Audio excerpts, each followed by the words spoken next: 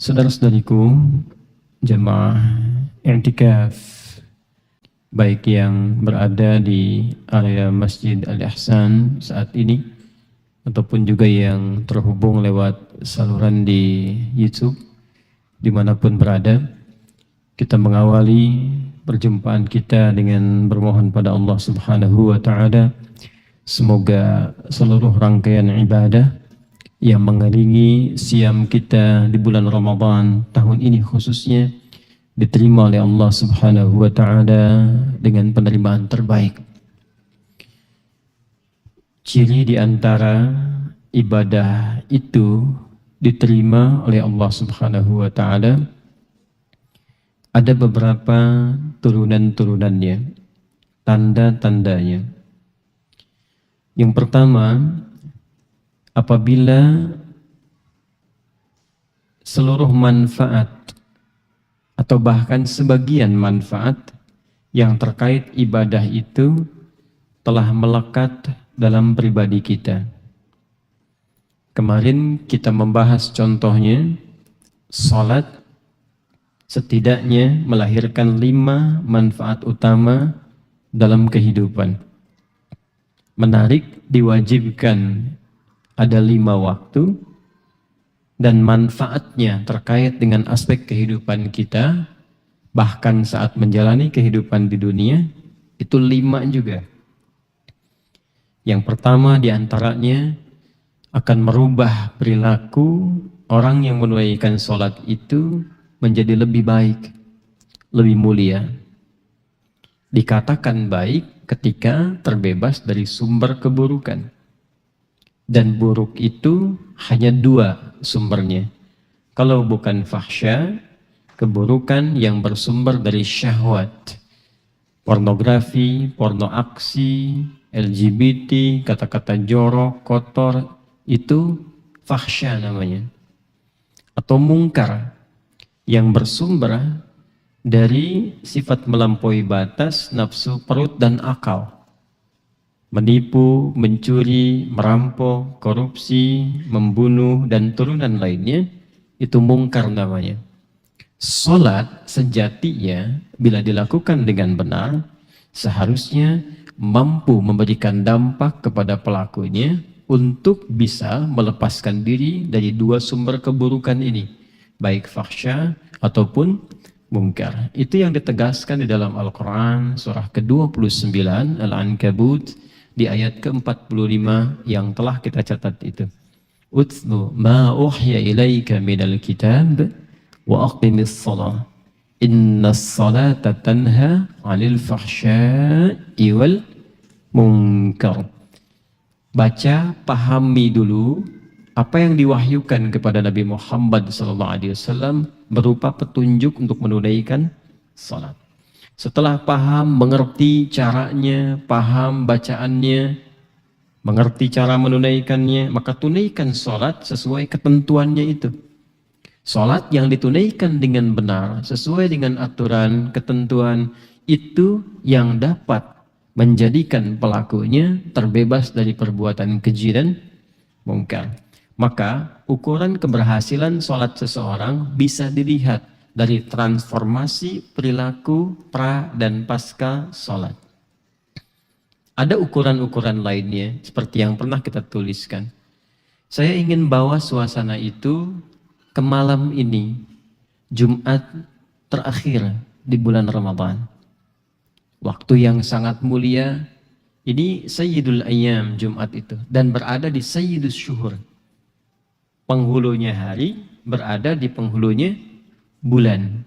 Ketemu tuh yang istimewa, dan malamnya juga istimewa, siangnya istimewa. Ramadan semuanya istimewa. Hanya ini menjadi bagian terakhir dari hari Jumat yang memang disepakati sebagai Sayyidul Ayyam.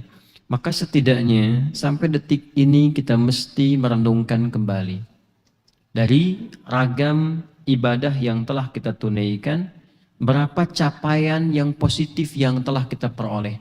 Dan itu indikasi diterimanya ibadah kita. Indikatornya itu. Ketika seseorang dapat berubah, bertransformasi di perilaku yang lebih baik, lebih tenang, kalau berdoa cepat terjawab, kiranya demikian ya.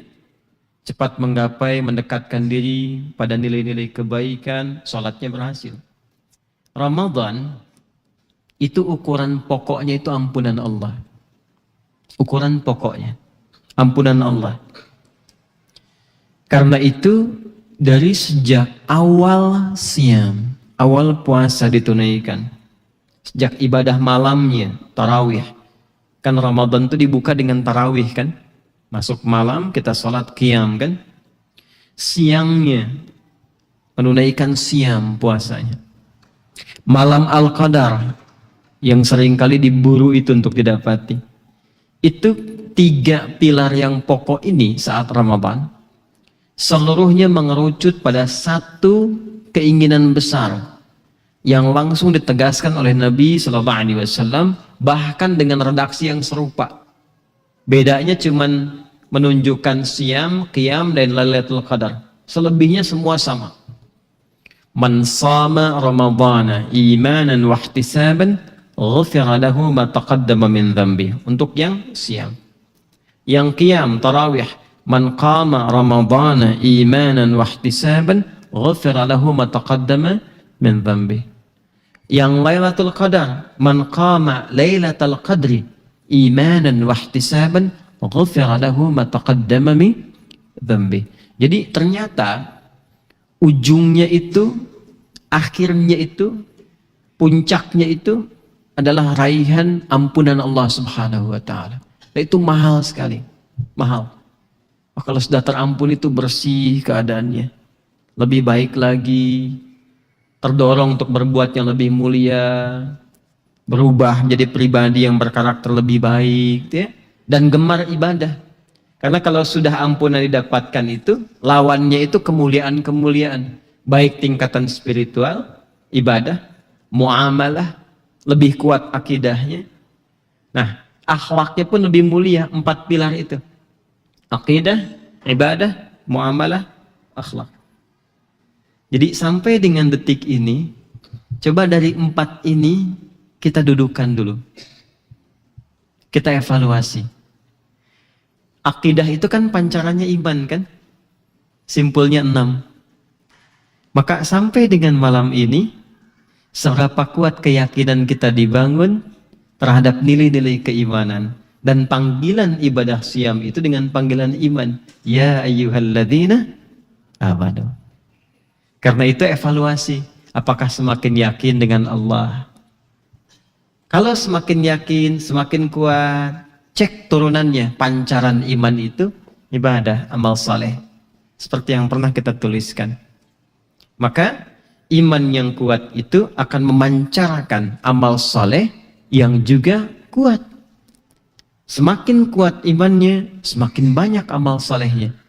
Maka sekarang dilihat dari latihan-latihan yang telah berlangsung sampai dengan malam ini, semakin terbiasa tidak? Semakin dinikmati tidak? Atau masih ada keterpaksaan? Bagus untuk memaksa diri, untuk membiasakan. Ya kan? Makanya kan doa yang diajarkan untuk memaksa diri ya oleh para guru-guru itu supaya kita memaksa diri untuk bisa mendekat pada kebaikan. Kan kalimatnya singkat ya. Cuman 2 kata itu. Allahumma paksain. Allahumma paksain. Dipaksa dulu supaya terbiasa. Nah, tapi kan ini sudah berulang kali. Sekian malam, sekian hari, coba lihat peningkatannya. Cek sholatnya. Cek interaksi dengan Al-Quran. Sudah khatam belum sampai dengan malam ini?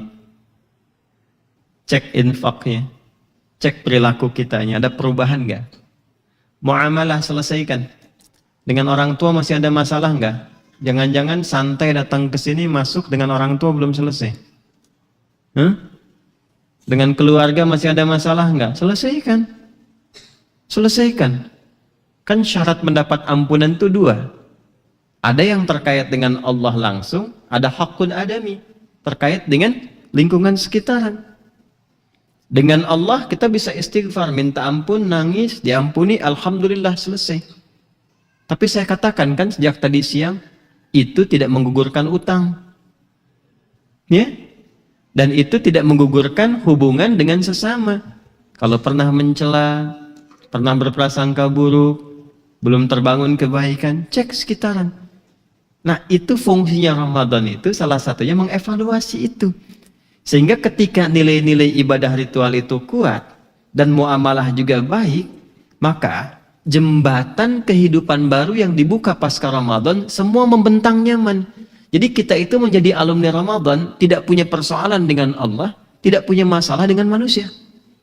Itu yang menjadikan kita kembali kepada fitrah. Pernah nggak ada orang lahir langsung punya masalah? Saya kira saya belum pernah temukan ada orang baru lahir langsung mencela orang lain misalnya. Ngapain nengokin di sini? Ngapain nengokin di sini? Nggak ada. Nangis aja kan? Nggak punya masalah. Dan cenderung kepada kebaikan itu fitrah. Karena itu Nabi mengatakan, kullu mauludin yuladu alal fitrah. Dan siam ini melatih kita untuk mengembalikan kepada fitrah. Fitri itu untuk penggugur siamnya, awal makan kita, fitri itu seakar dengan kata futur nanti, makan, iftar. Makanya Idul Fitri, pengertian fisik materialnya adalah kembali makan. Gugur puasanya. Karena itu haram berpuasa di hari Id. Ini harinya hari untuk gembira, kembali makan lagi. Karena itu nanti sunnahnya ya, saat subuh itu Allahu Akbar, setelah sholat subuh, sebelum datang ke tempat sholat Id, makan dulu. Ya, tidak harus makan berat ya. Yang ringan aja dulu untuk menunjukkan bahwa sudah bukan puasa lagi. Sudah bukan waktunya Ramadan lagi. Itu pengertian fitri.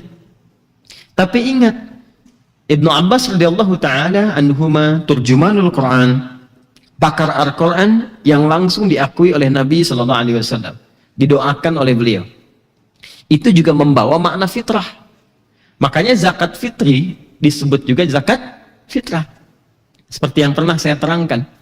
Fungsi akhlaknya fitrah, mengembalikan jiwa kepada keadaan yang baik. Fungsi fisikalnya fitri, dalam bentuk makanan yang mensupport orang ketika besoknya akan membatalkan nggak punya makanan. Itu yang disupport. Makanya disebut zakat fitri menunjuk pada wujudnya, disebut zakat fitrah menunjuk kepada fungsi akhlaknya. Nah, karena itu ketika kita Idul Fitri, Idul Fitrah, kan sering kita katakan kembali pada kesucian ya. Betul-betul kembali nggak?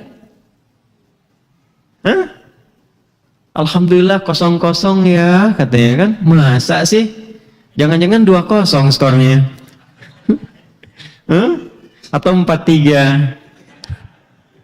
Ayo, coba dicek dulu. Kalau betul-betul 0-0, pastikan dulu. Karena itu dari sekarang kita berevaluasi. Yang mengenal diri kita kan kita masing-masing. Maka apa hubungan yang kurang baik dengan Allah yang belum selesai? Tuntaskan. Tangisi gitu loh. Cobalah sesekali lembutkan hati itu. Alam ya'ni lilladzina amanu an takhsha'a qulubuhum li dzikrillah wa ma nazala minal haqq. Apa belum tiba saatnya, kata Allah, bagi insan beriman itu untuk melembutkan hatinya demi mendekat kepada Allah Subhanahu wa taala. Yang masih keras tuh coba lembutkan. Lembutkan sampai kita bisa mengiringi itu dengan tangisan.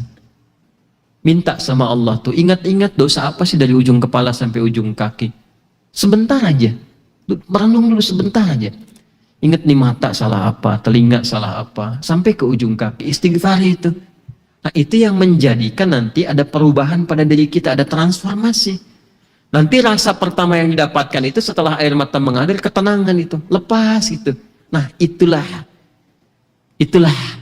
kelapangan pertama yang Allah berikan, sa'ah namanya. Kelapangan pertama bukan pakai alif, sa'atun bukan, sa'atun, sa'ah. Perasaan yang lapang, yang melebarkan keadaan jiwa. Lebarnya keadaan jiwa disebut dengan insyirah itu. Alam nasyrah laka sadra. Pembukanya disebut dengan sa'atun. Ya, sesuatu yang luas. Itu ada di Quran surah ke-4 An-Nisa ayat 100. Ya, wa may yuhajir fi sabilillah yajid fil ardi muraghaman katsira wa sa'ah. Jelas ya? Siapa yang berusaha merubah dirinya untuk mendekat kepada Allah Subhanahu wa taala, Aku jamin, kata Allah, dia pasti akan mendapatkan limpahan karunia yang berlimpah. Dan yang pertama diberikan kelapangan pada jiwanya. Makanya Bu, Pak, setelah kita istighfar, berdoa, minta ampun itu, pasti ada kelapangan dalam jiwa itu. Itu yang pertama didapatkan. Setelah itu, istiqamah. Kalau kita sudah menemukan inti diri kita itu, kemudian muhasabah, keluar dari masjid, maka ada cahaya baru yang kita tetap di gerbang sana. Ketika dibuka tuh, sudah lembaran baru. Enak, itu lapang, langkahnya nggak ada beban. Jangan sampai di masjid selesai, di rumah belum selesai. Jangan sampai di masjid selesai, begitu mau pulang ternyata tetangga yang kanan kiri mau dilewati itu belum selesai. Ya, karena itu yang kedua hakun adami selesaikan. Ingat-ingat tuh. Nanti yang belum berhasil di Ramadan itu diberikan waktu lagi 2 bulan sampai ketemu Dzulhijjah. Makanya yang haji nanti wukuf untuk menemukan jati diri itu, yang belum berangkat haji, saya katakan belum berangkat supaya berharap semua bisa berangkat ya. Hai, tidak cukup dengan amin, nabung. Siapkan, ya siapkan dari sekarang. Nah, yang belum berangkat itu nanti puasanya dikenal dengan Arafah. Itu sama, nanti saat sudah mendekat kita belajar fikihnya. Nah, ini pastikan. Yang terakhir akhlak. Tampilan mulia. Alumni Ramadan itu mesti beda. Ya ayyuhalladzina amanu kutiba alaikumussyam kama kutiba alal ladzina min qablikum la'allakum tattaqun. Tattaqun itu asalnya dari kata wiqayah. Waqa yaqi wiqayatan. Dapat derivasi jadi ittaqa, yattaqi. Asalnya dari kata wiqayah. Wiqayah itu teman-teman, asalnya itu perisai yang tak tampak, yang mencegah kita berbuat yang tak pantas. Ya, perisai yang tak tampak, yang mencegah kita dari perbuatan yang tidak pantas. Nah, dalam konteks terapannya, kadang disebut dengan burhan namanya. Nabi Yusuf itu, waktu digoda oleh salah satu perempuan pembesar itu, ya, walaqad hammat bih wa hamma biha laula arra'a burhana rabbi. Usahakan wakaf di situ ya bacanya. Walaqad hammat bih, berhenti. Wa hamma biha laula arra'a burhana rabbi. Berhenti di situ. Itu wakaf yang terbaik.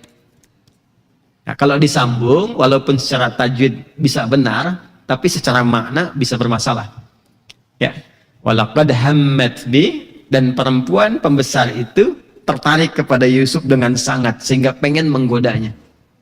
Wa hamma biha laula arra'a rabbi, harus sampai sini. Dan Nabi Yusuf pun ada potensi untuk bisa menerima itu, senang juga kalaulah tidak ada pencegahan yang ditampakkan oleh Allah dia kepada beliau berupa burhan itu. Jangan lakukan, ini nggak bagus, jauhi itu. Harus berhenti di situ. Kalau Anda berhentinya misalnya kurang tepat, walaqad hammat bihi wa hamma biha. Ini jadi masalah nih. Walaupun secara wakaf bisa berhenti ya, tapi ini secara makna jadi bermasalah. Dan perempuan itu tertarik kepada Yusuf, Yusuf pun tertarik. Nah, ini jadi masalah. Padahal ya alur aslinya nggak ada ketertarikan karena sudah dijaga oleh Allah berupa burhan. Alumni i'tikaf itu punya wiqayah. Wiqayah itu yang disebut oleh Nabi dengan junnah namanya. Di hadis yang sangat viral, as-siyamu junnatun fala yarfuth wala yajhal. Fa in imru'un syatamahu aqatalahu falyaqul inni sha'imun la khulufu famis sha'imi atyabu 'indallahi yaumal qiyamati min rihil miski. Suksesnya orang puasa itu, maka diantaranya dia mendapatkan perisai yang tak tampak secara kasat mata, tapi mencegah dia dari perbuatan-perbuatan yang tercela. Karena itu, kalau sampai detik ini mata kita bisa digunakan untuk menatap yang baik dan terjaga dari yang buruk, ya. Saya kadang lihat peserta i'tikaf kan masih penasaran sama handphone ya, lihat-lihat berita gitu. Nah, itu begitu muncul tayangan gambar yang tidak pantas, langsung antum skip, ya, jauhkan atau simpan handphonenya sekalian. Ya, tidak perlu dibanting kan? Yang salah kan gambarnya dia. Simpan bisa. Nah, itu ada pertanda bagus di matanya. Demikian seterusnya. Jelas di sini? Baik. Nah, ini yang saya menginginkan kita semua, termasuk diri saya pribadi, kita coba koreksi dulu. Kontemplasikan dan saling mendoakan, karena ini tidak mudah. Saling mendoakan karena Allah Subhanahu wa Ta'ala. Kalau sudah paham itu semua, mari kembalikan kepada rumusan dasar kehidupan kita. Saya pernah sampaikan sejak awal serial kajian i'tikaf. Inti hidup kita itu ada di 3 kata ini. Di 3 bagian ini, di rumus ini. Dan ini rumus yang mengantarkan pada kemudahan, kebahagiaan, ketentraman, segala bentuk kemuliaan, baik di dunia, di alam kubur, sampai akhirat.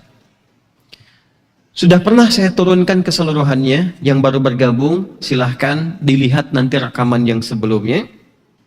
3 ini akan menurunkan 3 bagian pokok dalam berkehidupan, baik secara individual, bagaimana menjadi individu yang berbahagia, individu yang baik, individu yang dimuliakan Allah, perilakunya nyaman dan seterusnya.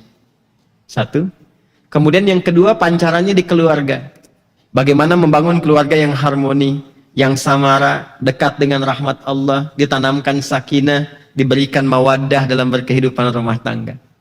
Ketiga, pancarannya lebih luas lagi, secara sosial, kemasyarakatan, bangsa, negara, dan turunannya.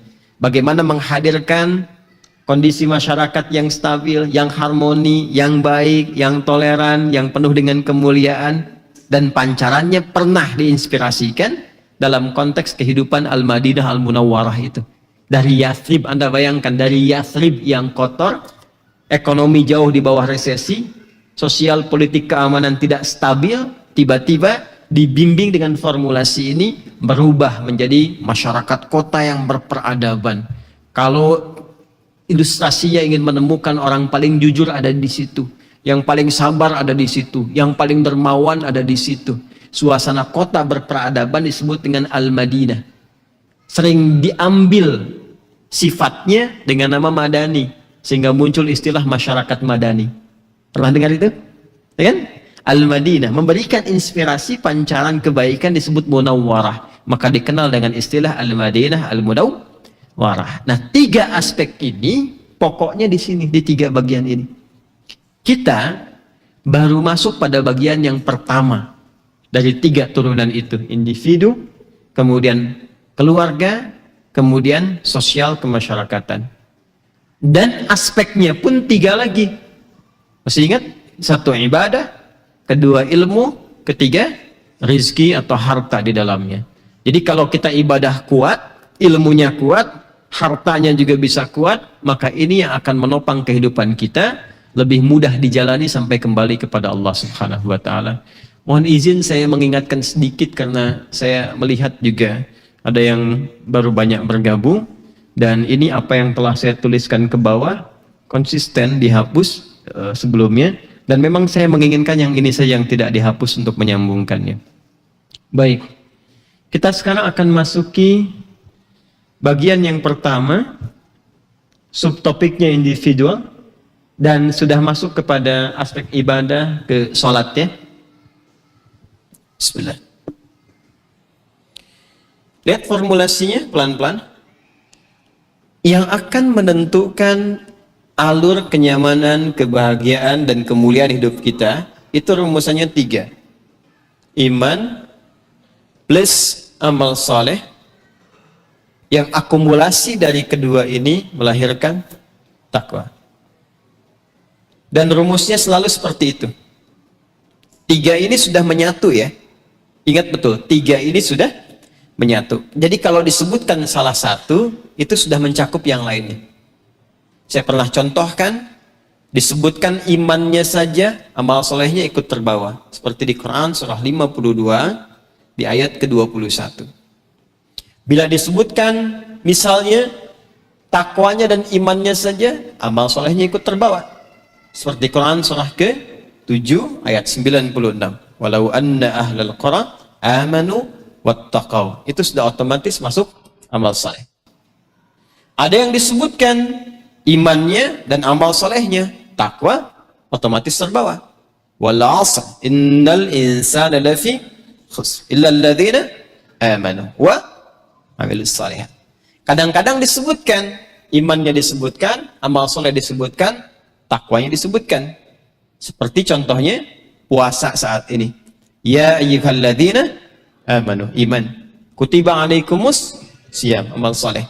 Kama kutiba 'alal ladzina min qablikum la'allakum tattaqun.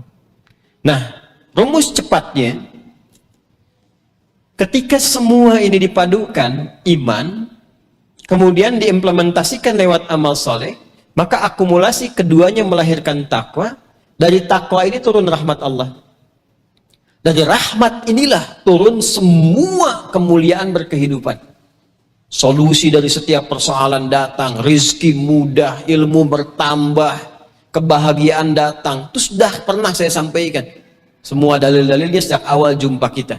Wa may yattaqillah yaj'al lahu makhraja, solusi. Wa yarzuqhu min haitsu la, baik ya, nasib, lompatan rizki. Wattaqullaha la'allakum tuflihun, kebaikan. Wattaqullaha wa yu'allimukumullah, lompatan pengetahuan. Jadi kuncinya di sini. Itu yang menjadikan Nabi berpesan dan bahkan diwariskan setiap Jumat pada setiap khatib Jumat. Terus selalu diminta menyampaikan wasiat takwa. Ya ayyuhalladzina amanu taqullaha haqqa tuqatih. Ini. Wala tamutunna illa wa antum muslimun. Jadi ketika diingatkan dengan wasiat takwa, sesungguhnya semua turunan takwa itu disentuh oleh khatib. Maksudnya sampai Jumat ini bapak-bapak yang Jumatan sudah bahagia belum? Sudah sukses belum? Masalah sudah selesai belum? Rizki sudah lancar belum? Ilmu sudah bertambah belum? Kalau belum ada peningkatan di situ, maka cek, mungkin yang bermasalah itu bukan harta, bukan kedudukannya, yang bermasalah takwanya. Maka kalau takwa bermasalah, cek ininya, iman dan amal solehnya. Kalau kita turunkan ke sini dari apa yang telah kita bahas, maka bagian pertama, secara individu, setiap kita, setiap personal kita, diminta oleh Al-Quran untuk meningkatkan takwa. Di antara jalurnya bagaimana? Iman dulu. Alhamdulillah, ini kunci pembukanya. Kita sudah beriman ya? Dan iman ini sudah gratis Allah berikan sejak dalam usia 4 bulan kandungan. Saya sudah 3 kali mengulang itu. Saya tidak ingin mengulang lagi supaya tidak ada bunyi itu. Pepeo. Mengulang ya, apa yang telah disampaikan. Jelas ya? Baik, jadi ini sudah ada modalnya iman, kalimatnya la ilaha illallah. Karena itu panggilan amal soleh dalam Al-Quran umumnya menggunakan kata iman dulu untuk memberikan kesan bahwa ini kuncinya. Baik, yuk kita terapkan rumusnya ya. Di sini ada individual, di sini ada ibadah, di sini ada ilmu, di sini ada rizki. 3 bagian ini kalau sudah komplit, Masya Allah, tenang dan nyaman hidup itu. Baik, kalau ingin sempurna kehidupan kita, nyaman, enak, tenang, maka secara individual ibadahnya harus bagus. Baik ya? Kalau sudah ibadah, berarti prakteknya amal soleh. Karena desainnya selalu begini, iman, secara individu beriman belum? Sudah. Baik, maka buktikan imannya, lewat apa? Amal soleh. Amal soleh ini yang sekarang pokoknya kita turunkan, setidaknya ada 3 ini harapannya. Terkait dengan ibadah, hubungan kita dengan Allah secara ritual, terkait dengan ilmu, terkait dengan rizki.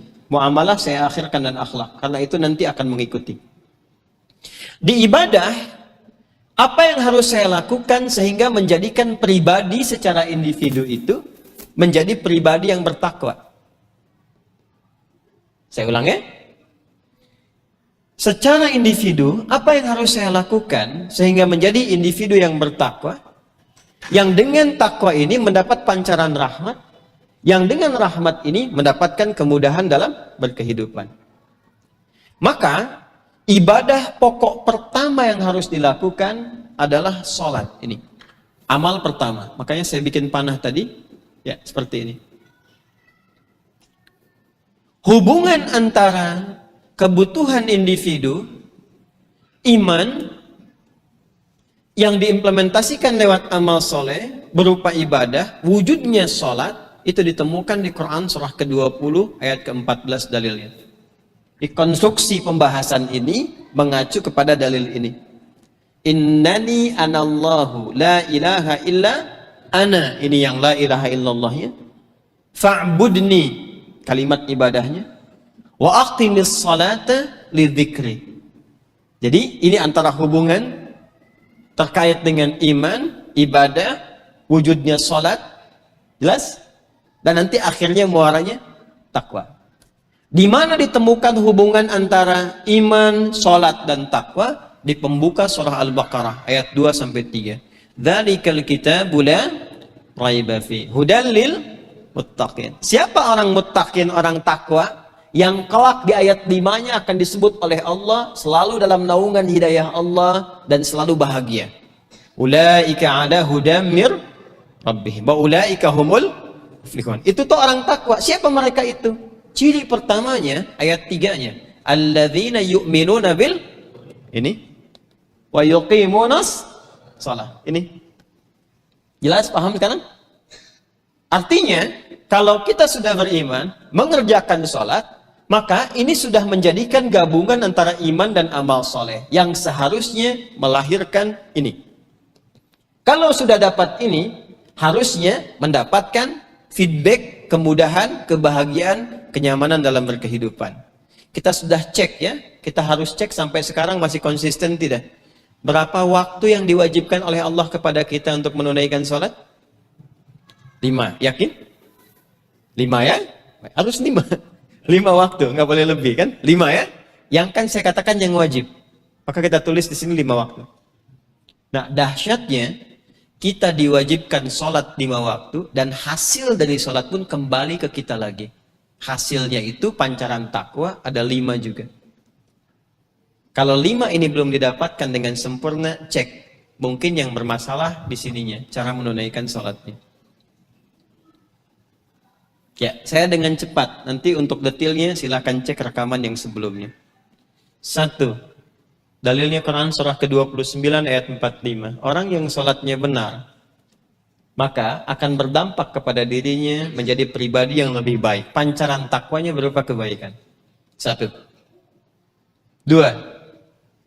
Orang yang sholatnya benar, sesuai dengan petunjuk di Al-Quran dan hadis-hadis Nabi Muhammad SAW, maka akan berdampak kepada terjadinya percepatan pengabulan doa. Jadi apapun yang dia mohonkan itu cepat sekali. Karena apa? Karena dalam sholat dia terbiasa dilatih terkoneksi dengan Allah. Masih ingat penjelasan saya tentang kata sholat? Ya, yang seakar dengan kata silah. Terhubung dengan kuat, terkoneksi dengan kuat. Anda kalau sinyalnya kuat, telepon gampang kan? Terhubung gampang kan? Kontak gampang kan? Nah, sholat itu melatih diri kita terkoneksi kuat dengan Allah. Jadi kalau orang sudah punya koneksi kuat dengan Allah, mau doa kapan saja mudah dikabulkan. Ini yang terjadi pada Nabi Zakaria alaihissalam ketika meminta sesuatu bahkan yang mustahil menurut manusia, tapi maslahat untuk kehidupan beliau. Dalilnya Quran surah 3 ayat 38-39. 3. Sholat juga memberikan dampak pengaruh positif pada ketenangan jiwa. Artinya orang yang sholatnya berhasil dengan baik, ditunaikan secara benar, di antara tanda kemuliaannya terjadi perubahan pada keadaan dirinya. Lebih tenang, lebih bijak menyikapi sesuatu. Masalah itu dari yang besar terasanya kecil gitu. Itu di antara manfaatnya. Saya sudah pernah terangkan ini, jadi silahkan lihat detailnya. Yang keempat, orang yang sholatnya benar, maka cenderung mendapat kemudahan.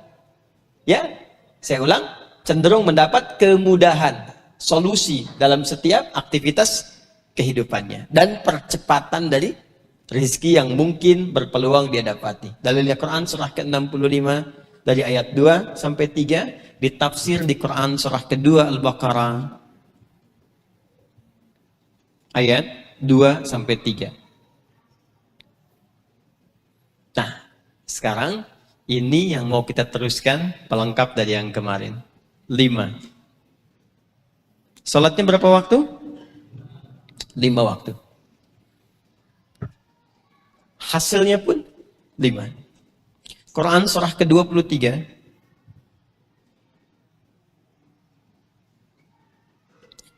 ayat 1 sampai 2. Nih, lihat menariknya nih. Ini bukan cocok logi ya, ingat betul ini. Struktur ini dalilnya ada, prakteknya ada, dan kesehariannya kita dapati. Yang kelima ini uniknya, ini yang paling banyak diharapkan oleh manusia pada umumnya, dan saking pentingnya diperdengarkan 5 kali dalam sehari. Yang kelima ini diperdengarkan 5 kali dalam sehari. Orang yang sholatnya benar, ditunaikan dengan imannya. Ingat, amal soleh itu menjadi soleh ketika ada iman. Ingat betul itu ya. Karena itu dipandang benar ketika ada iman. Puasa pun itu dipandang benar ketika ditunaikan karena iman. Man shoma ramadhana imanan wah ihtisaban. Alladzina yu'minuna bil ghaib wa yuqimunas shalah. Jadi kadang-kadang masalahnya di imannya tuh. Jadi tunaikan sholatnya pakai iman, tunaikan puasanya pakai iman. Bila dilakukan demikian, maka apa yang terjadi? Teman-teman sekalian, Allah menjamin hidup orang yang sholatnya benar, ditunaikan menggunakan iman dia, maka dijamin oleh Allah Subhanahu wa Ta'ala hidupnya dimanapun dia beraktivitas akan cenderung sukses dan bahagia. Sukses dan bahagia. Ya, kenapa aminnya pelan? Amin. Ya. Ada sukses dan bahagia. Jadi ada sukses saja, tapi belum tentu bahagia. Seperti yang pernah saya sampaikan. Itu bahasa Arabnya fariha. Fa, ra, dan ha. Bahagia belum tentu sukses. Turunan dari situ ada farah. Farahan. Nah itu ya, farhan. Itu sighah mubalaghah. Artinya orang yang diharapkan dalam hidupnya senantiasa lekat dengan kebahagiaan. Masya Allah. Walaupun belum tentu sukses. Ada yang sukses, ada. Itu kan cuma nama, tapi di situ ada nama kan kesannya doa. Kalau dia sukses saja dan belum tentu bahagia. Itu turunan katanya dari kata fauz. Faza yafuzu fauzan. Fauzi, fauzan, faiz, faizah. Itu yang diharapkan sukses dalam kehidupannya. Ya, bekerja sukses, belajar sukses, walaupun belum tentu bahagia. Ya, kan saya selalu katakan ya, selalu membuat pilihan. Pilih mana? Sukses tapi tidak bahagia, atau bahagia tapi tidak sukses. Huh? Ilustrasi gampangnya seperti pernah saya sering sampaikan, kaya tapi gelisah atau miskin tapi tenang. Allah itu maha tahu kedalaman hati kita. Sebelum kita komen, Allah sudah paham. Karena itu ditampilkan yang ketiga. Kan rumusnya begitu kan? Ketika terjebak dilema di antara dua cinta, maka pilihlah yang ketiga. Jangan bikin status ya.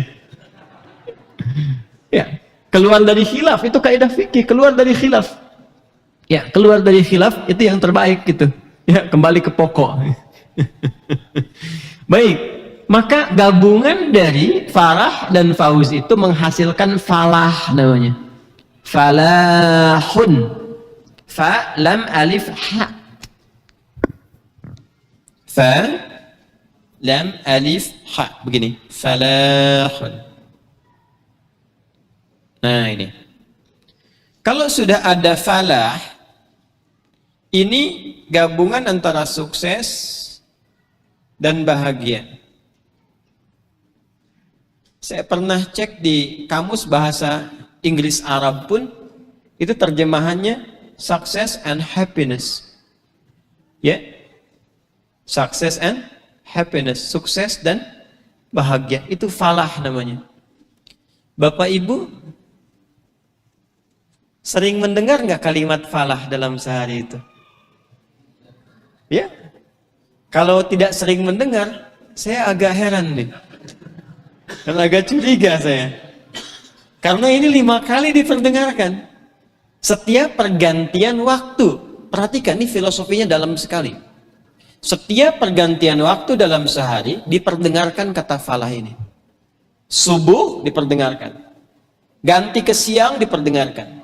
Ganti ke sore diperdengarkan. Tenggelam matahari diperdengarkan. Sebelum tidur diperdengarkan juga. Ya kan? Hayya 'alal falah. Ya kan? Itu tuh pertanyaan sebetulnya yang menghunjam pada jiwa kita. Sebab ketika disebutkan kalimat itu, normalnya kalau masih punya iman, itu ada getaran di jiwanya. Itu normalnya. Makanya ketika adzan dikumandangkan, getarannya hadir kan? Coba cek Quran surah 8 ayat kedua. Akhi, di pojok saja sholatnya, sebelah sana. Mas, yang mau sholat, sebelah pojok sana. Di sana pojok. Saf depan, biar enak. Baik. Kesini, fokusnya, kesini.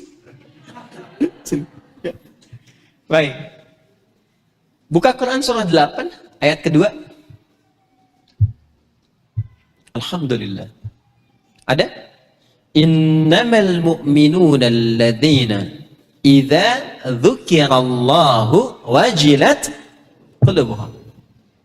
Itu standar iman. Innamal mu'minuna, insan beriman itu kalau masih punya iman, ingat ya, ingat. Innama itu di ilmu nahwu namanya adatul hasri. Adatul hasri, huruf pembatas yang membatasi satu hukum diikat dalam informasi itu saja. Jadi nggak boleh keluar dari rumusan informasi itu. Contoh begini, penerima zakat itu zakat mal khususnya berapa golongan? 8. Dari mana taunya? Oh? Oke. Quran surah 9 At-Taubah ayat 60. Innamas shadaqatu lil fuqara wal masakin wal 'amilina 'alaiha wal mu'allafati qulubuhum wa fir riqab wal gharimin wa fi sabilillah wa ibnis sabil. 8 ya? Pertanyaannya, boleh nggak diberikan di luar dari yang 8 itu? Yatim misalnya, kan nggak disebut ya, yatim ya? Ya kan? Nggak disebut ya? Boleh nggak yatim dapat? Bila yatim itu punya spesifikasi satu dari yang 8 ini, boleh dikeluarkan bagian dari zakat. Yatim yang bersifat fakir misalnya, boleh diberikan. Ya, tapi kalau yatimnya Bill Gates kan, wah itu udah bukan masuk itu lagi ya. Nah itu nanti skemanya lain, ada di infak nanti di Al-Baqarah ayat 215. Kenapa nggak boleh keluar dari 8 itu? Karena memang ayatnya dibuka dengan innama, itu maksudnya. Jelas ya? Kembali ke Al-Anfal ayat kedua, innamal mu'minuna, sungguh insan beriman itu standar imannya, kalau ingin masih mengecek imannya benar atau tidak ada, idza dzukirallahu, kalau disebutkan nama Allah, wajilat qulubuhum, maka ada respon, ada sinyal, ada getaran dalam hatinya. Karena itu Nabi pernah mewanti-wanti, hati-hati. Mungkin pagi subuh itu beriman, tapi yumsi kafirah, sorenya bisa hilang imannya, sinyalnya lemah. Kalau masuk ke tempat kedap itu kan sinyal bisa hilang ya. Jadi ada kedap suara, ada kedap iman tuh. Makanya jangan masuk ke tempat-tempat yang bisa menjadikan kedap iman. Ya, itu bisa hilang sinyal itu. Kalau hilang sinyal itu yang bahaya. Karena itu setiap hari dicek. Pagi ke siang ada enggak, siang ke sore ada enggak. Nah standar iman itu kalau disebutkan, minimal itu ada respon dalam jiwa kita. Allahu Akbar, Allahu Akbar, ada getaran. Ternyata getaran itu nanti ada konektivitas dengan berita gembira yang Allah sampaikan. Ketika dipanggil itu 5 kali dalam sehari, ada informasi yang Allah sampaikan pada kita. Ketika sudah tersambung bergetar, kata Allah, sudah bahagia belum? Ya. Kan getaran itu ada getaran kebahagiaan, ya kan? Disebut dengan getaran cinta, getaran kasih. ada getaran kekhawatiran, seperti sedang di jalan ngambil bahu ketemu polisi di depannya gitu kan. Tidur tidak karuan. Macam-macam. Nah itu ketika ada respon dari jiwa kita ditanya. Jadi kalau mendengar gini ya, mendengar suara muadzin, hayya 'alal falah, misal, itu dalam sekali. Sudah bahagia belum hidupnya? Sudah sukses belum? Katanya proyeknya pengen sukses. Dan yakin tahu Allah itu yang maha punya rizki. Tapi kenapa nggak datang saat dipanggil? Dalam sekali itu. Ya dalam sekali. Katanya pengen bahagia di rumah tangga. Tapi ketika dipanggil nggak datang. Padahal kita meyakini Allah pemilik kebahagiaan. Nah ini yang kelima ini 5 kali diperdengarkan. Falah itu gabungan antara kesuksesan dan kebahagiaan. Kalau itu sudah digenggam dan tidak ingin dilepaskan, maka berubah katanya dari falah jadi aflah. Nih. Dari falah, ini secara bahasa dulu ya, jadi aflah. Aflah yuflih. Nah, aflah itu yang menggenggam kebahagiaan, kesuksesan dengan kuat dan sulit terlepas. Itu aflah. Nah, sekarang buka Quran surah ke-23 ayat 1 dan 2. Ternyata kunci untuk mendapatkan itu di semua aktivitas itu kuncinya sholat. Dan dahsyatnya pakai kod. Kalau belajar ilmu nahwu di pesantren atau mungkin kampus-kampus Islam, insya Allah paham qad. Qad itu ada 2 fungsi utama, harfu tahqiq wa taukid. Huruf yang menjamin, fungsinya menjamin sesuatu dan meyakinkan. Jadi Allah membuka ayat ini dengan memberikan jaminan dan keyakinan. Qad aflahal mu'minun. Orang beriman itu, kalau benar imannya, nih, sekali lagi kuncinya ini. Ya, jadi ini tuh saling berpadu dua-duanya. Menunaikan amal soleh karena iman, lakukannya karena ini. Kalau benar karena ini, dapat takwanya. Sebaliknya, ini tidak akan berfungsi kalau nggak ada ini. Qad aflahal mu'minun. Insan beriman bila benar imannya, saya jamin kata Allah, yakinkan pada dirimu pasti akan menggenggam kesuksesan dan kebahagiaan dalam aktivitas apapun. Apa dasar pertama untuk meraih itu? Lihat ayat 2-nya. Alladzina hum fi salatihim khashi'un. Allah tidak mengatakan fi zakatihim, fi hajjihim, fi siyamihim, tapi fi salatihim. Ini kembali ke sini. Jadi inilah 5 bagian yang seharusnya idealnya didapati oleh insan beriman yang secara individu dia bisa konsisten mengerjakan sholat ini dengan baik. Sehingga 5 bagian ini bisa diraih, dan yang ketiganya adalah perpaduan antara kesuksesan dan kebahagiaan. Menariknya, sejak di era sahabat yang dididik langsung oleh Nabi SAW, itu selalu dibuka dengan sholat dan diakhiri dengan sholat. Memulai aktivitas, mohon pada Allah dengan sholat. Dan puncak kemuliaan dari level apapun. Contoh, kita dengar kisah luar biasa tentang Utsman bin Affan radhiyallahu taala anhu, Abdurrahman bin Auf radhiyallahu taala anhu. Itu orang kaya-kaya kan? Ya kan? Hartanya melimpah ya?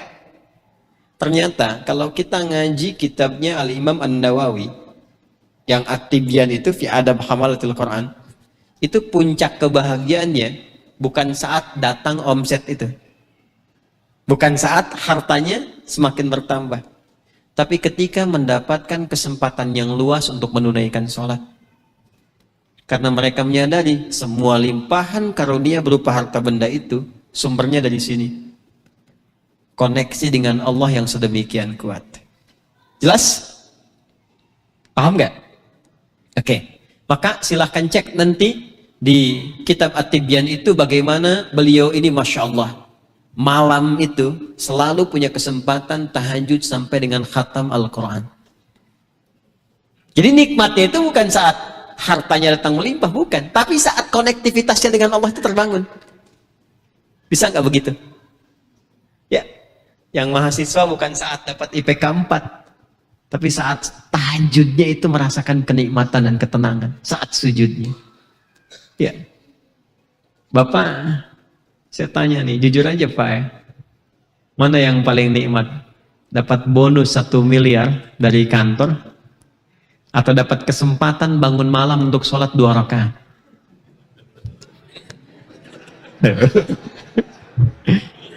Oke. Ibu pilih mana nih ibu ya? Jujur aja bu, nggak apa-apa. Jujur ya. Ibu pilih dapat suami bonus 10 miliar dari kantor, atau ibu pilih suami dapat kesempatan sholat 2 rakaat sebelum subuh yang cuma sunnah? 1 atau 2? 10 miliar atau 2 rakaat sebelum subuh? Rasanya berat banget ya. Berat ya. Oh, nah itulah. Kan itu sedang bergulat antara iman dengan akalnya. Kata imannya 2 rakaat aja, kata akal jangan, besok juga dapat. Ya kan? Nah itulah. Ya. Nah, ini memang kadarnya di sini, level keimanan itu akan sangat menentukan. Jadi kalau bacanya pakai iman, dia akan melihat 10 miliar itu kecil. Karena 2 rakaat sebelum subuh itu lebih baik daripada dunia dan Masya Allah. Tapi itu hanya bisa dibaca lewat iman. Anda pun kalau nggak tahu kemuliaan malam-malam Ramadan itu, nggak akan bangun malam.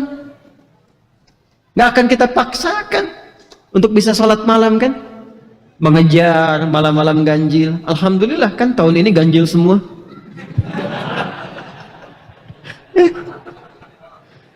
Kalau kita nggak tahu, nggak ada dorongan iman, nggak akan kita kejar. Antum kalau nggak kuat iman itu, bagaimana bisa hadir di sini? Meluangkan waktu, mencas lagi. Ada dorongan iman dalam jiwa kita. Paham sampai sini?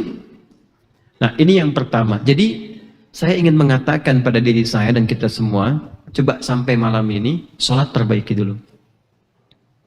Ini yang pokok aja lo dibagusin.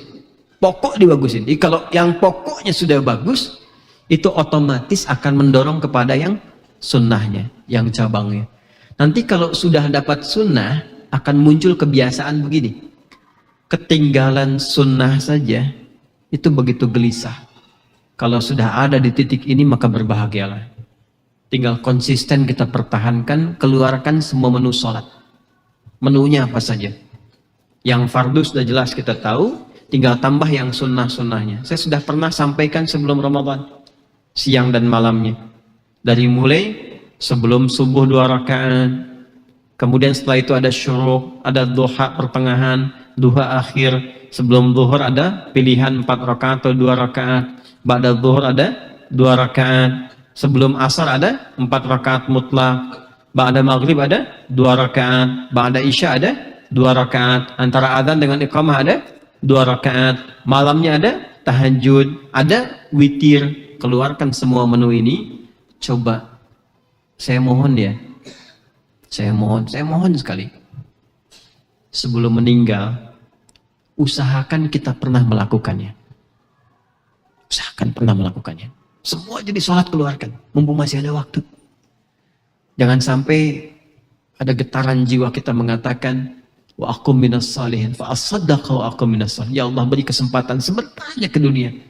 Saya ingin jadikan semua sisa hidup saya itu untuk beramal saleh. Ya, usahakan sebelum meninggal, semua menu ini kita pernah kerjakan. Tahiyatul masjid kita lakukan. Ya, ada semua jenis sholat kita lakukan. Itu kalau sudah sampai bisa seperti itu dan konsisten dilakukan sampai meninggal dunia, pahalanya besar banget. Dan itu disebutkan dalam hadis akan sangat berpengaruh kepada amalan lain. Inna awwala ma yuhasabu bihil 'abdu yaumal qiyamati as-shalah. Fa idza salahat salaha sa'iru amali. Yang pertama amal dihisab di hari kiamat itu sholatnya. Kalau bagus sholatnya, maka semua amal yang lainnya akan berdampak baik pula. Ini yang pertamanya. Imam Al-Bukhari itu sebelum menulis Sahih Al-Bukhari, ditulisnya 16 tahun. Setiap akan menulis satu hadis itu sholat dulu 2 rakaat. Baru menulis. Dan rata-rata semua ulama kalau sedang punya persoalan, mereka sholat 2 rakaat. Sholatnya apa saja, bisa wudhu, sholat wudhu, tahiyatul masjid. Yang penting mereka ambil wudhu, sholat, memohon kepada Allah. Selesai. Itulah. Maka kalau secara pribadi sudah baik sholatnya, maka semua yang ada di rumah insya Allah akan baik. Akan tenang. Kalau ada persoalan pun, saya tidak bermaksud mengajari ya. Tapi mencoba untuk bisa menghadirkan nuansa Qur'ani dalam hidup kita. Itu biasanya insya Allah akan lebih cepat selesainya. Dengan anak-anak, dengan pasangan hidup. Ya. Dan kalaupun ada persoalan, kita lebih cepat memakluminya. Sudah, yang penting kita tenang. Biasanya begini, kalau sudah tenang, maka urusan kita akan ditutup, nggak mikirkan lagi. Tapi orang lain yang belum selesai, itu akan terpikir selalu. Dan membebani hidupnya. Itu sudah rumus dalam berkehidupan. Itu yang disebutkan di Quran, isyaratnya, surah ketiga Ali Imran, ayat 133. Alladzina yunfiquna fis sarra wad dharra wal kadhiminal ghaidha wal 'afina 'anil nas wallahu yuhibbul muhsinin. Itu Masya Allah. Itu ciri orang takwa juga. Ya. Ini kurang lebih bagian pertama yang ingin kita sempurnakan. Sekali lagi ya, keluarkan semua menunya, perbaiki. Bawa ke rumah, cek anak satu-satu. Pastikan semua anak-anak konsisten dengan ini. Ibu saya sering katakan sabar ya Bu ya. Untuk mencapai konsisten, masih ingat? Selalu melewati 9 tahapan. Ingat ya? Untuk mencapai konsisten akan selalu melewati 9 tahapan. Ingat ya? Konsis 1, konsis 2, konsis 3, konsis 4 sampai konsis 10. Ya. Ada tangganya ya. Ada tangganya. Jadi nggak akan tiba-tiba menjadi anak itu rajin, tidak. Tidak akan bisa tiba-tiba kita langsung istiqomah sholat sunnah, tidak. Selalu dimulai dengan konsis 1. Ya kan? Setelah itu terus sampai merasakan kenikmatannya. Lakukan aja sampai meninggal. Sehingga ketika wafat tercatat oleh malaikat kita sedang ikhtiar. Pelaku maksiat juga gitu. Saya selalu mengatakan, udah, pokoknya tobatin aja. Tangisin. Ustadz masih berulang, tobatin lagi, tangisin terus. Sampai kamu merasakan kenikmatan tobat. Atau wafat dalam keadaan masih bersungguh-sungguh tobat. Dan tercatatlah hamba yang sedang bertobat. Itu yang luar biasa. Tangisi. Kalau belum bisa menangis, tangisi diri kita yang belum bisa menangis. Coba terus sampai maksimal. Jelas di sini? Ini menu pertama. Menu kedua, kita punya waktu 15 menit supaya ada tambahan sedikit. Secara individu sudah matang ibadah ritualnya, tambah dengan pengetahuan, dengan ilmu. Ini yang belum banyak dikaji ya. Tapi ini sudah khatam sejak di era Nabi. Jadi penting kita hadirkan kembali. Ini kalau bisa kita kuasai, akan hadir lompatan-lompatan pengetahuan dan tercerahkan. Apa hubungan takwa, iman dan ilmu?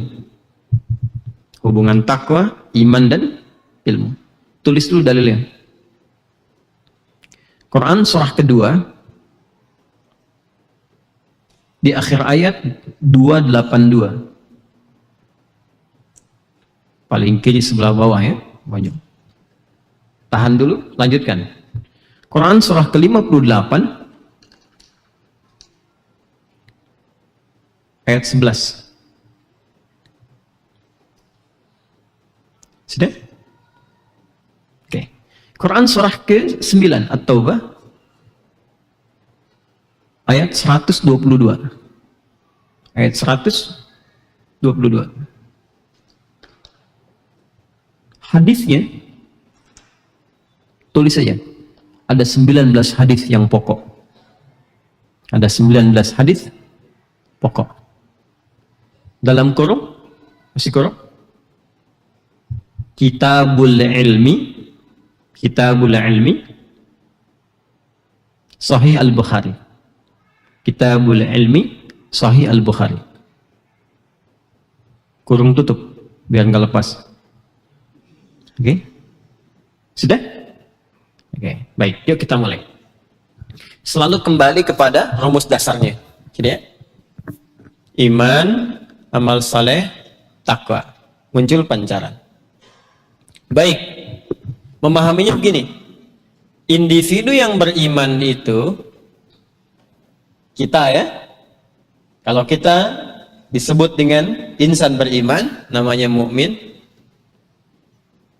Seorang mukmin itu selain rajin ibadah, juga rajin menambah dan meningkatkan keilmuannya.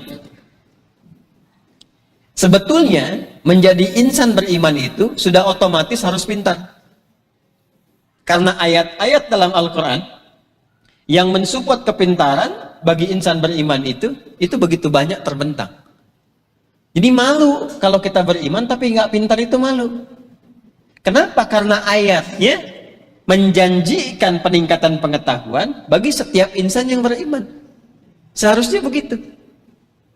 Nanti kalau iman ini kita ingin implementasikan dalam bentuk pengetahuan, maka setiap cara mencari ilmu itu nanti akan diatur, diberikan teknisnya bahkan oleh Al-Quran, sehingga pencarian ilmunya menjadi amal soleh. Awas, ini runtut ya. Runtut nih. Sebagai individu yang beriman, kalau ingin matang berkehidupan, mesti memaksimalkan pengetahuan. Dan ingat, bekal pertama yang Allah berikan kepada Adam untuk menunjang kesuksesan misi di bumi itu pengetahuan. Al-Baqarah ayat 31. Di ayat 30-nya Allah memviralkan misi Adam yang akan dibawa di bumi sebagai khalifah di bumi, mengoptimalkan ibadah. Bekal pertama yang diberikan itu pengetahuan. Ayat 31-nya, wa 'allama Adam al-asma'a kullaha. Dan diberikan potensinya kepada kita. Artinya apa? Ketika Allah sudah memberikan kepada kita kesempatan untuk beriman, naik status menjadi mukmin. Nah, status mukmin ini sejatinya harus menjadikan kita lebih pintar. Jadi kalau ada orang mengaku beriman, ternyata belum kuat keilmuannya di bidang apapun yang kira-kira akan membawa dia untuk support kehidupannya. Jadi jangan nanggung. Ini nanti akan kita lihat nih. Tipikal insan beriman itu menuntut ilmunya beda dengan yang belum beriman. Jadi kalau ada orang belajar dan dia mengaku beriman, cara belajarnya tidak seperti yang diisyaratkan di ayat ini, yang mendukung amal saleh, itu dipertanyakan keimanannya. Anda belajar apapun, mau di ilmu agama, tafsir, hadis, fikih, Quran, atau di terapan umum misalnya, di biologi, arsitektur, kimia, fisika, dan sebagainya, sepanjang Anda beriman, silahkan jadi dokter, kimiawan, arsitek. Anda sepanjang beriman, maka cara belajarnya mesti seperti rumusan amal soleh berikut ini. Jelas di sini? Belum saya jelaskan. Saya baru buka dia. Paham pembukaannya? Paham ya? Nah, kalau nanti ditempuh seperti ini, akan muncul pancaran takwanya. Akan muncul pancaran takwanya. Ingat perpaduannya, iman plus amal soleh melahirkan apa? Takwa. Sekarang kita mulai dengan At-Taubah dulu, Quran surah 9, ayat 122. Quran surah 9, ayat 122. Dan dibuka dengan kalimat iman nanti. Ya, sudah? A'udzubillahi minasyaitonir وَمَا كَانَ الْمُؤْمِنُونَ لِيَنْفِرُوا كَافَّةً فَلَوْلَا نَفَرَ مِنْ كُلِّ فِرْقَةٍ مِّنْهُمْ طَائِفَةٌ. Nah, di sini poinnya. لِيَتَفَقَّهُ فِي الدِّينِ. 1. وَلِيُنْذِرُوا قَوْمَهُمْ إِذَا رَجَعُوا إِلَيْهِمْ لَعَلَّهُمْ يَحْذَرُونَ. 2. Baik. Yuk kita buka. Wa ma kana lil mu'minuna liyanfiru kaffah. Dan tidak semestinya insan beriman itu. Nih, imannya yang disebutkan. Status mukminnya ditegaskan. Oke, kita bertanya dulu untuk memastikan saja. Semua yang di sini beriman? Kenapa lemas suaranya?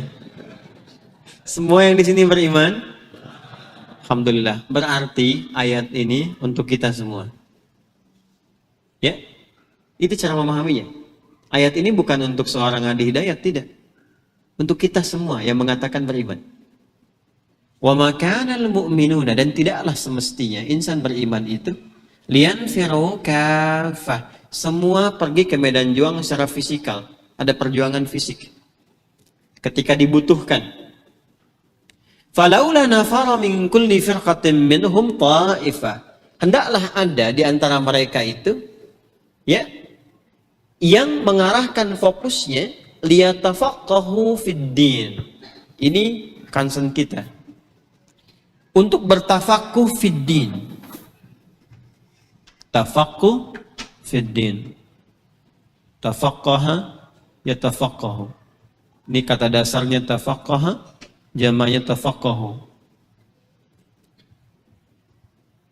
Nah. Fokus fid din.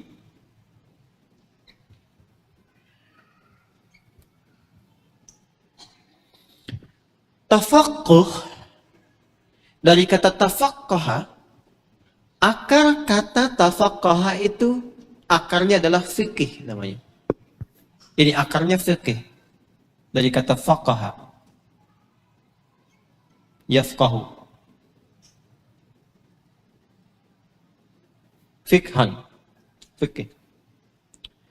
Fikih itu secara bahasa artinya paham, mengerti. Paham, mengerti. Kalau Anda tambahkan huruf ta di akar katanya, sedikit pengetahuan ilmu sharaf. Kalau kita tambahkan ta di depan satu kata faqaha, tambah ta. Ya, belum ada tasydid, tafaqaha dia.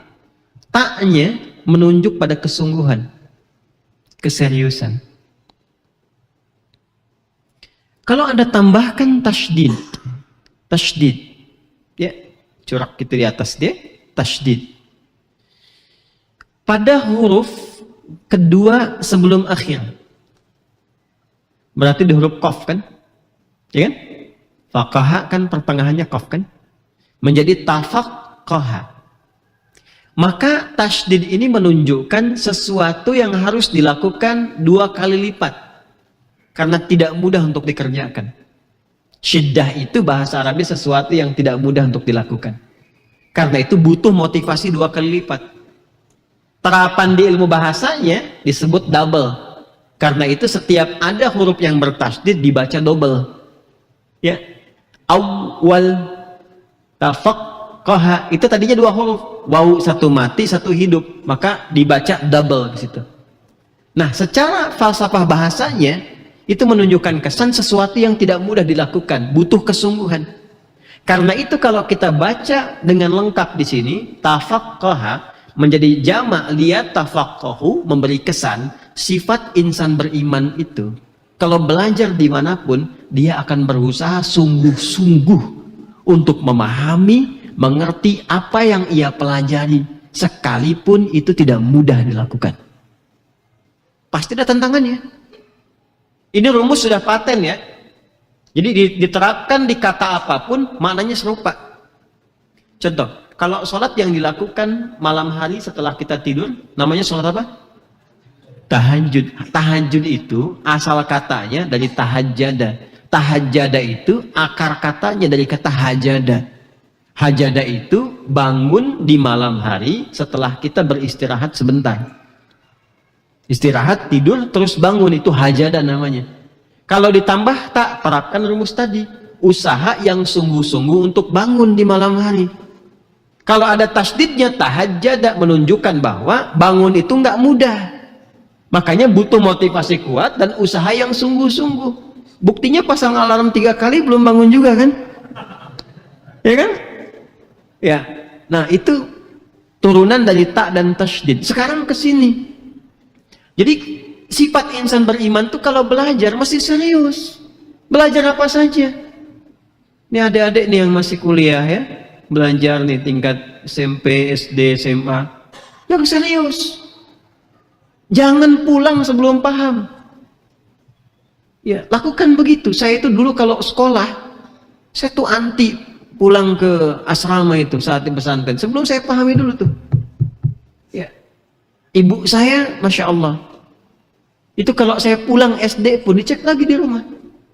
Ibu tidak membiarkan saya tidur kecuali saya paham apa yang saya pelajari. Gitu.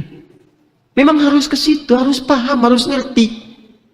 Jangan sampai kita hanya sekedar datang, masuk, absen, kadang dititip, terus pulang. Itu dipertanyakan imannya oleh Quran. Di mana imannya? Beriman tuh mesti beda. Karena itu, malaikat tuh sampai nyontohkan sifat insan beriman dalam menuntut ilmu. Masih ingat kan hadis viral? Yang hadis Jibril itu di Sahih Muslim nomor ke-8. Al-Imam An-Nawawi menyantumkan itu nomor kedua di Al-Arba'in. An Abi Hafs Umar bin Khattab radhiyallahu ta'ala anhu qala بينما نحن جلوس عند رسول الله صلى الله عليه وسلم إذ طلع علينا رجل شديد بياض الثياب شديد سواد الشعر لا يرى عليه أثر السفر ولا يعرفه منا أحد فجلس إلى النبي صلى الله عليه وسلم فأسند ركبتيه إلى ركبتيه ووضع كفيه على فخذيه فقال يا محمد أخبرني عن الإسلام. Masih ingat hadis itu? Paham artinya? Belum. Baik. Kita terjemahkan. Kata Umar bin Khattab radhiyallahu taala anhu, tatkala kami sedang duduk santai bersama Rasulullah SAW. Saya pernah jelaskan kedalaman makna ini.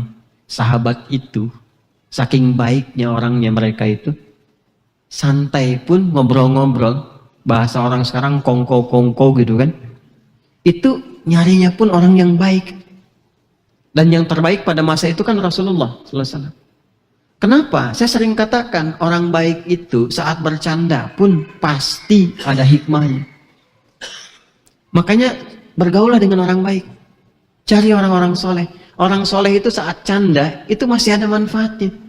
Dan gak akan berlebihan candanya. Ya, ada orang soleh kalau bercanda tiba-tiba pakai kerudung terus pakaian kayak pakaian perempuan misalnya, ada. Gak akan berlebihan. Candanya selalu ada manfaat. Nabi itu ada candanya. Ada sekitar 150-an lah canda Nabi SAW itu. Ada yang sampai terlihat beliau tertawa, kelihatan putih giginya, gitu kan? Sampai gerahamnya terlihat. Tapi ada kesan yang membahagiakan, sehingga disimpulkan oleh ulama, senang bersama orang-orang yang suka dan sedih bersama orang-orang yang duka. Jadi selalu seperti itu perasaan dan nikmat terbawanya. Nah, kembali ke sini. Dilukiskan dalam hadis itu, kata Umar bin Khattab, itu tatkala kami duduk santai dengan Nabi sallallahu alaihi wasallam, tiba-tiba ada seseorang datang, seorang lelaki. Ini malaikat yang sedang menyamar untuk memberikan contoh, karena di akhir hadisnya huwa Jibril atakum yu'allimukum dinakum. Ini Jibril menyamar datang kepada kalian mengajarkan pokok-pokok agama. Tapi menyamar sebagai pelajar. Datang, kata Umar bin Khattab itu persaksiannya dan viral kisahnya, itu Masya Allah, bajunya itu bersih sekali. Putih bersih.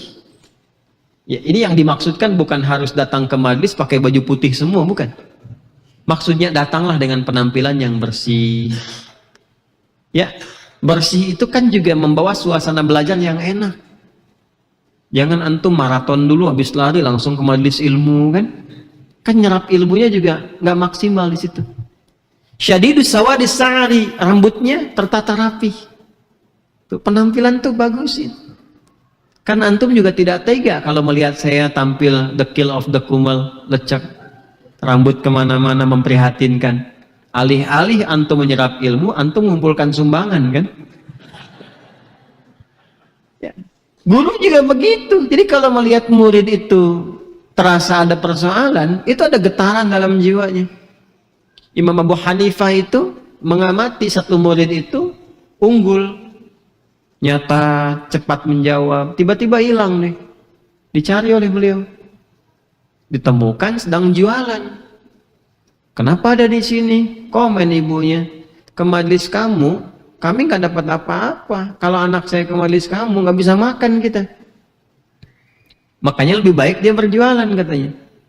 Ditanya Abu Hanifah, berapa yang Anda dapatkan dari hasil jualan si anak ini dalam sebulan? Hitunglah kurang lebih. Sekian. Sudah gini saja. Dia nggak usah jualan, nanti hasil dia saya ganti setiap bulan. Gitu. Enak ya kalau dapat guru seperti itu tuh. Makanya jarang ada guru begitu tuh. Ya, tapi Masya Allah. Nah ini suasana begitu. Jadi tampilnya datang enak, nyaman, bagus. Setelah itu apa? Jangan mampir. Wala ya'rifu minna ahadun. Ya, la yura alaihi atharus safari. Enggak kelihatan bekas-bekas mampir. Jadi fokus. Ibu juga jangan ngajak ke macam-macam, Bu. Kalau mau ke sekolah, jangan ajak mampir makan bakso dulu. Sekolah fokus, di rumah selesaikan. Nyampe ke sekolah, energinya untuk belajar. Ya, setelah sampai, ambil saf depan. Fajalasa ilan Nabi sallallahu alaihi wasallam. Maka segera mengambil saf yang terdepan. Maka ambil saf depan itu untuk belajar. Sehingga fokus. Saya sering katakan, saf depan itu nggak terganggu. Mau ngantuk ditahan-tahan. Ya kan? Handphone nerding dibiarin. Mau moto nggak enak. Belakang tuh masih bisa. Sang status. Ya, rekaman sendiri gitu. Ya, macam-macam dah. Sedang itikaf, cek dik. Ya. Share. Nunggu like. Dilihat, dah komen belum ya? Itu kan? Padahal sudah ada di depan saya, bikin live sendiri. Udah ada live nih. Gak apa-apa. Asal menempat pada keadaan. Cuma nanti dapat ilmunya ya seperti yang lewat itu yang terserap. Ya. Kemudian fa'asna daruk batahi. Fokus, ikat, mendekat, catat, maksimalkan. Ambil posisi yang paling strategis. Wada'a kafahi ala fakhidaihi, dan meletakkan telapak tangannya di pahanya untuk menunjukkan kesungguhan, keseriusan, kekokohan dalam belajar. Itulah tafakkur. Spirit ini bawa. Keluar i'tikaf dia harus serius kita. Kalau ngaji serius. Gurunya aja serius nih. Masa muridnya santai? Ya kan? Bayang nggak kalau gurunya ngantuk-ngantuk gitu? Atau gurunya izin ya, tidur sebentar, bangun lagi gitu. Serius.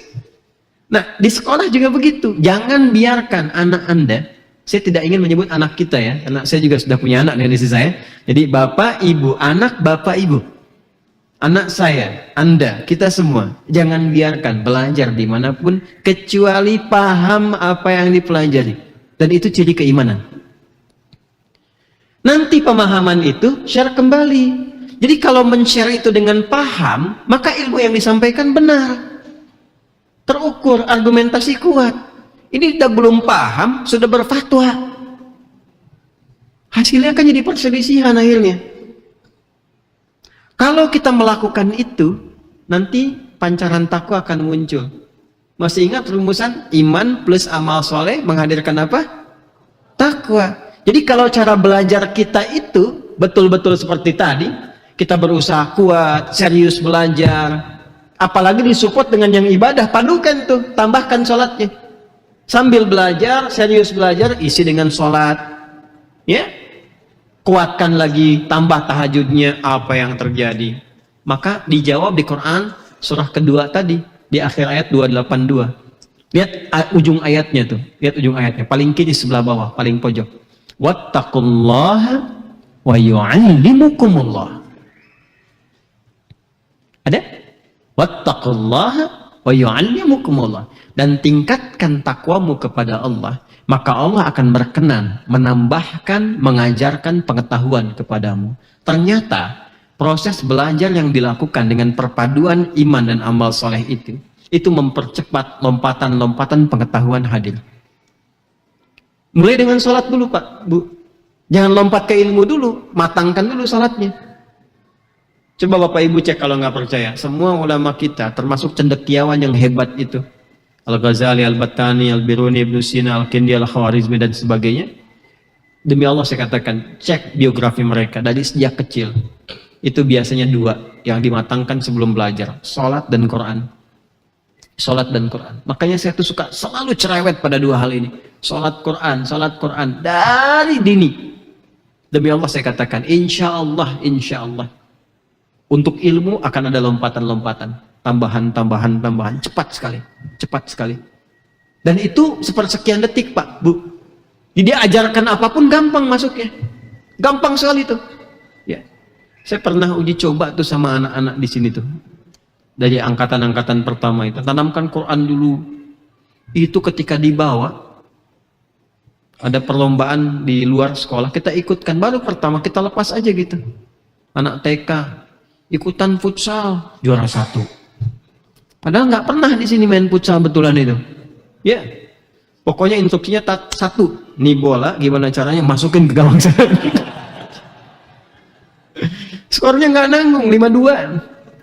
Itu kan luar biasa, apa 6-3 ya itu. Pokoknya jauh skornya itu. Terus dibuka perlombaan hafalan Quran. Mereka ikut, lawannya anak SD. Itu perlombaannya sampai jadi tertutup yang tadinya terbuka. Karena yang ditanyakan di sana apa? Mau baca surat apa gitu kan? Itu yang lain jawabnya Al-Ikhlas, Al-Falaq, Al-Insyirah, karena juz amma. Ini jawabnya apa? An-Naba, Al-Mulk. Ini tertutup. Jadi cepat mereka itu, dan ditanya apa aja responnya cepat, dan akhirnya apa? Banyak nanya juga. Ini kenapa begini? Ini kenapa begitu? Ini kenapa? Itu lompatannya tinggi sekali, tinggi. Ya. Dan semua itu bisa terjadi dimanapun. Jadi saya ingin katakan, kalau belajarnya benar, kemudian tanamkan Qur'annya, tanamkan sholatnya dengan baik, itu Masya Allah. Apa yang terjadi? Ada jaminan Allah dengan iman meningkat ini, yang disupport amal soleh, maka ilmu pun akan terus diberikan. Itu yang tadi Anda catat, Al-Mujadalah, di ayat yang ke-11 itu. Ya ayyuhalladzina amanu. Tuh. Iman dulu dipanggil.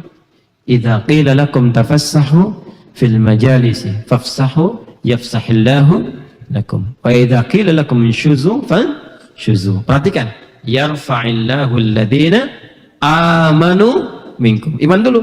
Yarfa'illahu alladhina amanu minkum, teruskan, walladzina utul ilma darajat. Jadi di situ ilmu disandingkan dengan iman. Jadi serius ya kalau belajar. Terus ini dipadukan nih, belum selesai, tenang, belum selesai. Ini dipadukan antara ibadah dengan ilmu, mesti nyambung.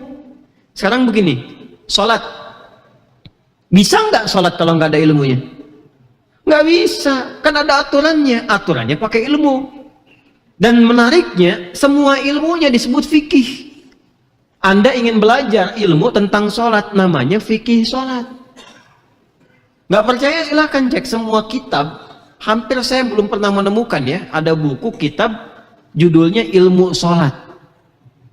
Selalu fikih sholat. Silahkan cek. Artinya apa? Belajar sampai paham. Sehingga ketika sholat itu kita mengerti apa yang dibaca. Paham apa yang dilakukan. Sholatnya pengen khusyuk, tapi nggak ngerti yang dibaca. Bagaimana bisa khusyuk? Dan ironisnya kita melakukan, ada yang melakukan itu ribuan kali. Tapi nggak paham apa yang dibaca. Sujud nggak ngerti yang dibaca. Ruku nggak paham yang diungkapkan. Betul, bacaan itu dan gerakan itu benar menggugurkan hukum, betul. Kewajibannya hilang, betul. Pahala diberikan, alhamdulillah, berdasarkan keikhlasan. Tapi yang 5 itu susah datang. Karena kekhusyuan itu akan dibantu dengan pemahaman. Dan indah rasanya. Anda baru baca begini saja ya, Allahu Akbar, paham kalimat itu sudah menunduk dan menangis.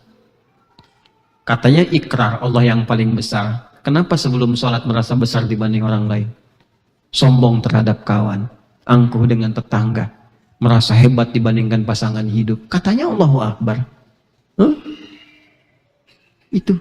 Dan kita akan tertunduk malu dan merasa punya banyak dosa. Di titik inilah kita mengatakan Allahumma ba'id baini wa baina khataayaya kama ba'adta bainal masyriqi wal maghrib. Ya Allah, aku mengakui banyak aku dosanya. Banyak kesalahan yang aku perbuat. Namun aku mohon ya Allah, jauhkan antara aku dan kesalahanku. Jangan tampakkan di akhirat kelak seperti engkau jauhkan antara timur dan barat yang tidak pernah menyatu. Karena setiap kecil pun akan dibuka. Wa may ya'mal mithqala dzarratin syarran yarah. Allahumma naqqini minal khataaya kama yunaqqa ats-tsawbul abyadu minad danas. Ya Allah, kalau dosa aku itu begitu pekat seperti noda, maka mohon hilangkan, bersihkan ya Allah seperti noda di pakaian dibersihkan. Kalau perlu menggunakan air yang sangat dingin. Bil ma'i wal thalji wal barad. Maksudnya kesungguhan kita untuk dihilangkan. Itu begitu Anda bacakan itu, lapang kita. Lalu kita hadapkan wajjahtu wajhiya lilladzi fataras samawati wal arda hanifan muslima wa ma ana minal musyrikin. Inna salati wa nusuki wa mahyaya wa mamati lillahi rabbil la syarika lahu bidzalika umirtu wa ana minal muslimin wa ana awwalul muslimin. Ya Allah, hari ini aku tobat, sepenuhnya aku pasrah kepadamu, penguasa langit dan bumi. Sungguh ya Allah, setiap aku sholat, aku ibadah, dan aku bahkan berkehidupan, atau engkau wafatkan aku sekarang saat sholat, aku ridha ya Allah. Hanya untukmu aku melakukannya. Aku berjanji, sekalipun kau berikan kehidupan padaku setelah sholat ini, aku tidak akan pernah menyekutukanmu ya Allah. Dan aku berjanji akan patuh pada setiap ketentuanmu. Saya tanya, abis sholat patuh nggak tuh yang baca doa itu? Abis sholat istighfar nggak yang baca Allahumma ba'id itu? Jangan-jangan bacaannya wajah tuh Allahumma ba'id, begitu keluar masjid ketukar sendal. Berarti ada yang salah. Nah, pemahaman itu membantu kita mendapatkan kehusyuan itu. Zakat, fikih zakat kan? Bukan ilmu zakat. Sampai paham kita. Sampai mengerti. Sekarang alhamdulillah sudah ada kalkulatornya. Ya Ustaz Teguh ya, sudah mulai mudah ya aplikasinya. Beliau di masyarakat ekonomi syariah tuh. Ya. Itu banyak. Haji, fikih haji kan? Fikih umrah, bukan ilmu haji. Coba sekarang yang umrah, yang haji lihat. Paham nggak kenapa berputar itu 7 kali? Kenapa bacaannya dari Hajar Aswad itu subhanallah, alhamdulillah, wa la ilaha illallah, wallahu akbar. Sampai mana dibacanya? Maqam Ibrahim. Kenapa sampai situ? Itu ada ilmunya. Dan itu kalau benar dibacakan, ada hikmahnya. Doa-doa kita yang diminta dari mulai Maqam Ibrahim sampai dengan ke Rukun Yamani itu dikabulkan oleh Allah Subhanahu wa taala. Qabul itu. Karena di Quran isyaratnya begitu. Cuman Allah mengabulkan apa yang dibutuhkan, bukan apa yang diinginkan. Karena itu dari Rukun Yamani ke Hajar Aswad diperbaiki sesuai kebutuhan, kebaikan dunia dan akhirat. Makanya kita baca dari Rukun Yamani sampai Hajar Aswad, Rabbana atina fid dunya wa fil akhirati wa qina adzab. Karena jangan-jangan minta untuk dunia, akhirat gak bagus. Minta akhirat, dunianya nestapa. Maka Allah menginginkan dunianya mulia, akhiratnya baik. Itu ada fikihnya. Apa hikmah dari Hajar Aswad ke Maqam Ibrahim? Hikmahnya apa? Nanti sebelum ada kita belajar. Ya, sekarang bukan tempatnya. Nah, itulah fikih. Itulah fikih. Jadi kalau kita belajarnya begini, sholatnya rajin, menuntut ilmunya begitu, demi Allah saya katakan, Anda belajar apapun akan jadi pakar di bidangnya. Contohnya udah banyak di masa lalu. Udah banyak. Yang ahli kedokteran, ahli astronomi, ahli aljabar, matematika, fisika, kimia, ada. Kita butuh sekarang orang-orang begitu. Butuh. Ini berapa sih dari 200 juta ya orang Indonesia? Masa nggak ada yang beriman? Yang muslim kan 200 jutaan, kurang lebih. Dari 270 juta penduduk Indonesia. Yang muslim 200 jutaan, masa nggak ada yang beriman? Tuh, dalam tanda petik tuh. Kan di Quran dibedakan antara muslim dengan mukmin. Kalau beriman, belajar yang rajin. Kalau sekolah di luar, nih tersambung ya YouTube teman-teman yang di luar nih, ekspatriat, diaspora, yang pintar-pintar pulang. Ya, kalau sudah cukup pulang, bangun negeri kita nih, cintai negeri ini, karena amanah kita di sini. Ayo bangkit, bangun negeri ini. Kalau sudah sholatnya bagus, antum jadi orang baik. Sekarang yang dibutuhkan orang baik. Orang pintar udah banyak.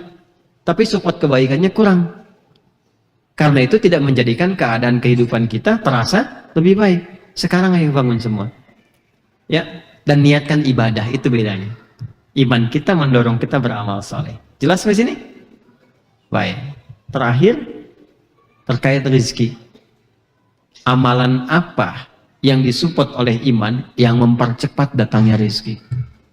Kalau setiap individu bisa melakukan itu, selesai urusan kita dengan rezeki. Nah, yuk kita turunkan dulu apa amalan yang terkait dengan yang ketiga ini. Kita turunkan dulu esok hari pembahasannya. Oke, cukupkan dulu, udah 10:30. Ada waktu sejenak untuk istirahat supaya malam bisa bangun, bisa sholat. 2:30 ya? 3 ya? Baik, insya Allah kita mulai 2:30. Malam nanti menunaikan sholat. Mudah-mudahan menjadi sholat terbaik yang kita pernah tunaikan di hadapan Allah Subhanahu wa Ta'ala. Terkait hadis, ada 19 hadis sebagai teknis dari uraian ayat-ayat Quran tadi. Itu saya sudah kumpulkan di sini. 19 hadis nih. Di buku yang saya tulis namanya Al-Majmu'. Ya. Nanti saya cek ya. Kalau ada stoknya cukup nanti di kita. Nanti yang peserta i'tikaf kita bagikan gratis nanti insya Allah. Ya. Bagikan dulu baru alhamdulillah nanti ya.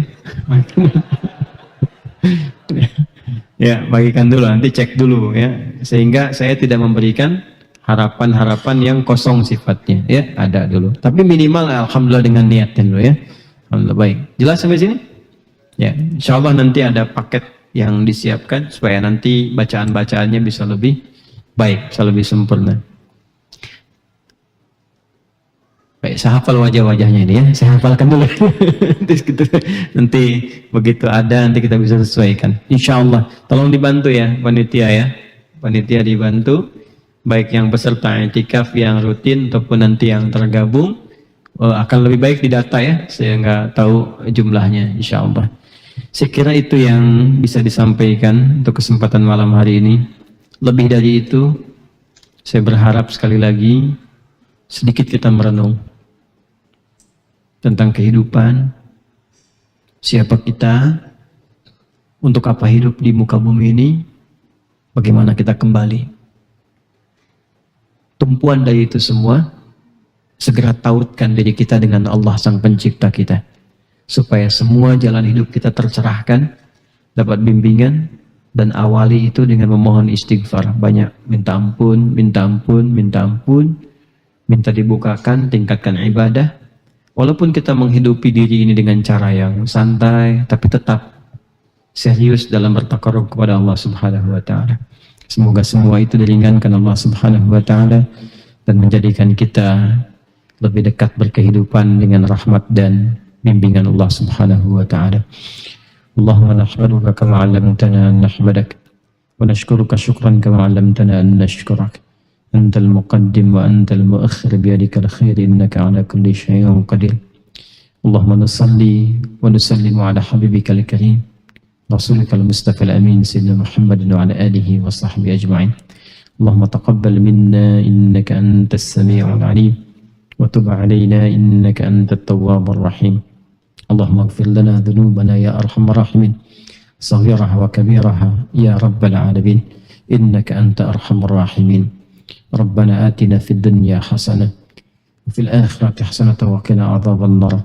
وصلى الله على سيدنا محمد وعلى آله وصحبه أجمعين. وآخر دعوانا سبحانك اللهم وبحمدك أشهد أن لا إله إلا أنت نستغفرك ونتوب إليك. والحمد لله رب العالمين. السلام عليكم ورحمة الله وبركاته.